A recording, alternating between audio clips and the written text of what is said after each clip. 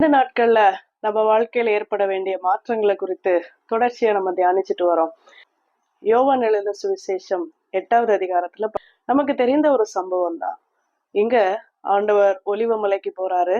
அப்ப அடுத்த நாள் தேவாலயத்துக்கு வரும்போது எல்லாரும் வந்து உட்கார்றாங்க, எல்லாருக்கும் பிரசங்கிக்கிறார். விபச்சாரத்துல கையும் களவுமா பிடிக்கப்பட்ட ஒரு பெண்ணை அங்க எல்லாரும் கூட்டிட்டு வராங்க. ஏசு கிறிஸ்து என்ன தண்டனை கொடுப்பாரு, அவர் விட்டுருவாரா இல்ல தண்டிப்பாரா என்று சொல்லி அவருடைய வார்த்தையில அவரை குற்றப்படுத்தணும் அப்படின்னு சொல்லி கூட்டிட்டு வராங்க. பிடிச்சிட்டோம், இவளுக்கு என்ன தண்டனை கொடுக்கலாம் சொல்லுங்க அப்படின்னு கையில கற்களோட வர்றாங்க. மோசே என்ன சொல்லியிருக்காரு, கல்லெறிந்து கொல்ல சொல்லியிருக்காரு அப்படின்னு 5வது வசனத்துல சொல்றாங்க. அதாவது ஆமான்னு சொன்னா அப்ப அந்த நியாயப்பிரமாணம் தானே சரி, நீங்க தப்புன்னு சொல்லிடுவாங்க.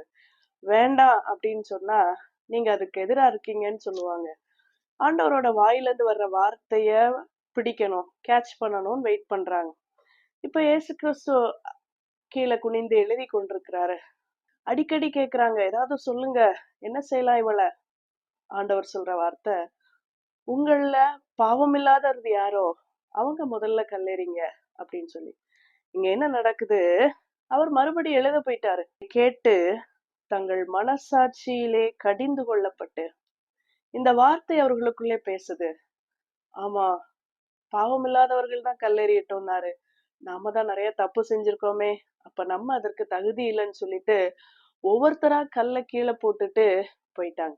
வேறு ஒருவரையும் காணாமல் உன்மேல் குற்றம் சாட்டினவர்கள் எங்கே அப்படின்னு கேக்குறாரு. ஆக்கினைக்குள்ளாக தீர்க்கலையா, உன்னை யாரும் தண்டிக்கலையா, நானும் உன்னை ஆக்கினைக்குள்ளாக தீர்க்கிறதில்லை, இப்போ இனி பாவம் செய்யாதே அப்படின்றார். மன்னிப்ப அங்க கொடுத்து அவளுடைய தொடர்ச்சியான வாழ்க்கையில அவள் மாறி இருக்க வேண்டிய அவசியத்தை சொல்றார். இதுவரை நீ செய்து கொண்டிருந்ததை இனி செய்யாதே, நீ மாற்றம் பெற்ற வாழ்க்கை வாழ வேண்டும் என்று சொல்லி அனுப்புகிறார். பல நேரத்துல நாம தவறா எப்படி புரிந்து கொள்றோம்னா, மன்னிப்பு என்பது தொடர்ந்து பாவம் செய்வதற்கான அனுமதி கிடையாது, மாற்றத்திற்கான ஒரு திறவுகோல். 2 கொரிந்தியர் 5:17 இப்படி சொல்லுது, ஒருவன் கிறிஸ்துவுக்குள் இருந்தால் புது சிருஷ்டியா இருக்கிறான், பழையவைகள் ஒளிந்து போயின, எல்லாம் புதிதாயின.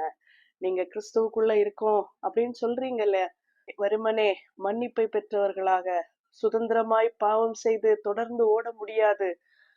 மன்னிப்பை பெற்றுக் கொண்டவர்கள் புதிய வாழ்க்கைக்குள்ளே கடந்து செல்ல வேண்டியது அவசியம். God bless you.